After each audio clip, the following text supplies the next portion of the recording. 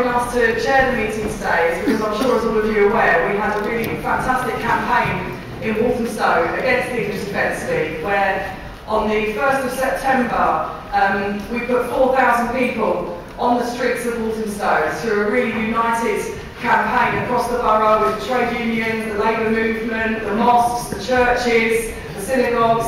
You know, it really was a really incredible campaign, and you know, we also wanted to just sort of really send a message out to everybody else who's been part of Unite Against Fascism and all the demonstrations that have happened in the years leading up to Waltham Forest. We don't consider it to be just our success, we consider it to be a success of the movement as a whole. And so what we're trying to do today is to put a panel together who can give everyone's going to speak for about 6 minutes each about their specific issues around and how we campaign against the English Defence League. And then we're going to open it up to the floor for people to make contributions or ask questions. And then I'll ask these speakers to sum up at the end as well. I think it is worth also saying that after the 1st of September in Walthamstow, when the EDL were so humiliated, and they were absolutely humiliated by it, they decided that they would try and come back and call a demonstration called Unite the Right. And in the lead up to that demonstration, again, we were campaigning throughout Waltham Forest, but Unite Against Fascism made the 27th of October a national demonstration, a national mobilisation for Unite Against Fascism.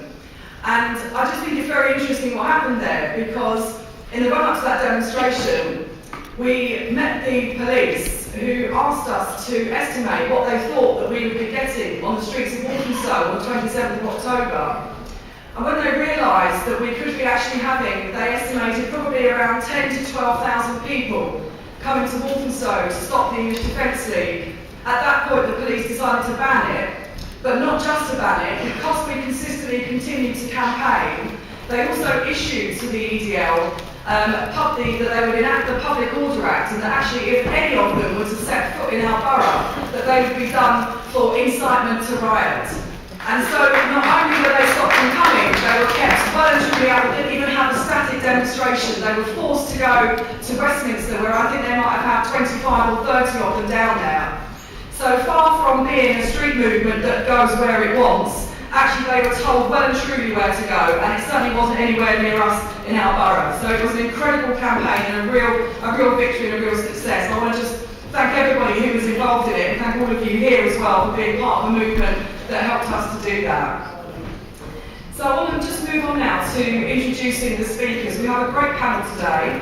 We have Father Stephen Saxby, who was involved in the We Are Waltham Forest campaign, Murad Qureshi, who's an Assembly member in the GLA, Brian Richardson from Love Music, Hate Racism, and Sally Darling, who's the Joint Secretary of Unite Against Fascism. I'll tell you a little bit more about them when I introduce them. But I'm going to start off with Father Stephen Saxby, who I have to say was an incredible part of our campaign in We Are Waltham Forest. He's the Area Dean of Waltham Forest, and he was a real key part of putting together all the different faith communities in Waltham Forest to join up with the Labour movement to make sure that our campaign was a real success. So I'd like to give a really warm welcome to Stephen Saxby.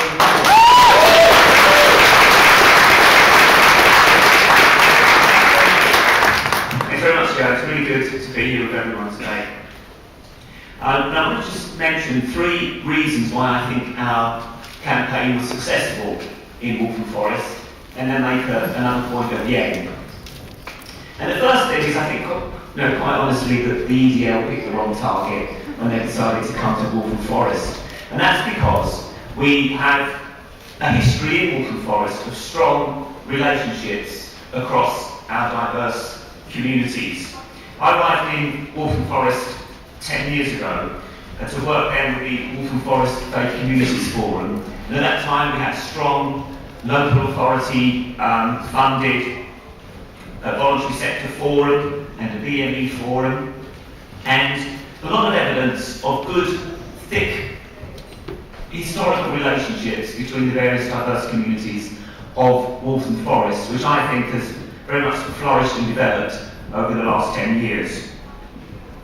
So that when we had a demonstration and we turned out 4,000 people, there were indeed people there from so many different community groups across the borough, not only political groups, but, as was mentioned, church groups, the mosques, from friends and neighbours, all sorts of people who were there because we had very good relationships in our local area. And although we were well supported by others from other parts of the country, and we were very grateful to everybody for that, you know, the bulk of people there were local people who came out to oppose the EDL coming to our streets and ensure through our thick relationships that indeed there was no passerelle and did not pass. The second thing is that we built an organisation, and I think this is very important. I mentioned the council funded forums and networks that we had, but of course that funding for those forums has all collapsed in recent years. And so there was no sort of natural organisation that was able to coordinate the opposition to the EDL. And that's why I think it's brilliant that we built this organisation, We Are Waltham Forest. And I have to say, it's not least to the inspirational leadership of people like Joe here, who I've nominated as Waltham Forest Citizen of the Year. She did nominate it. But also the public meetings, the leafleting, you know, the warm response from so many people in the cafes and so forth, because we took leaflets around and said, you know, can you believe it, the fascists are actually planning to come to the streets, and people just saying, well, this cannot happen, you know, we've got to support this organisation. And of course the relational networks as well, of bringing people out. And I would say the importance of the support nationally of Unite Against Fascism. That was critical for us, because there's no funding other than what we managed to gather locally. And on the day of the demonstrations, the support of the UAF nationally was phenomenal, and I think it just expresses the importance really of this national conference and this national organisation in supporting local campaigns. The third thing is that we built a very broad-based organisation. I've mentioned that before, but it was really a great coalition of different political groups. We had really good engagement from Waltham Forest Unite Against Fascism, Waltham Forest Amnesty, but you know, all shades of political groups, people coming together despite differences to actually work together on the single issue of opposing the EDL, and that was very important. Trade unions were marvellous, the faith groups, and one big disappointment though was of course that we had very little support. In fact, we had really outright opposition from our local council. That was very, very disappointing, and I think we would have had an even bigger turnout if we had the full support of the council. But nevertheless, you know, even without the council, we did it, the community worked together, we were empowered by being a community. My 15-year-old son, he turned up and he said, this is so empowering, you know, to see the whole of the community working together like this. And I think that's absolutely great.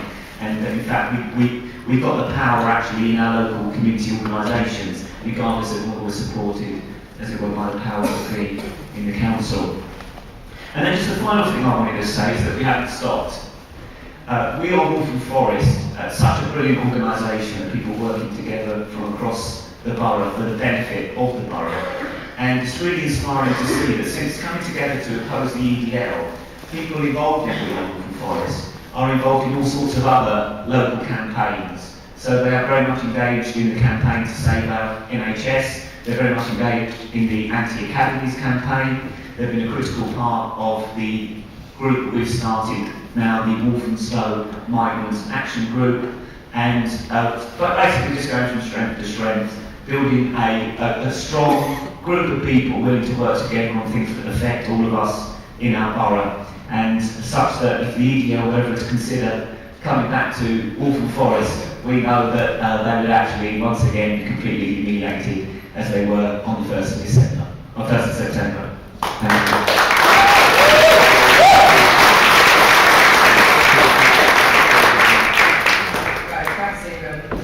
Our next speaker is Murad Qureshi, who's a London Assembly member for the Labour Party.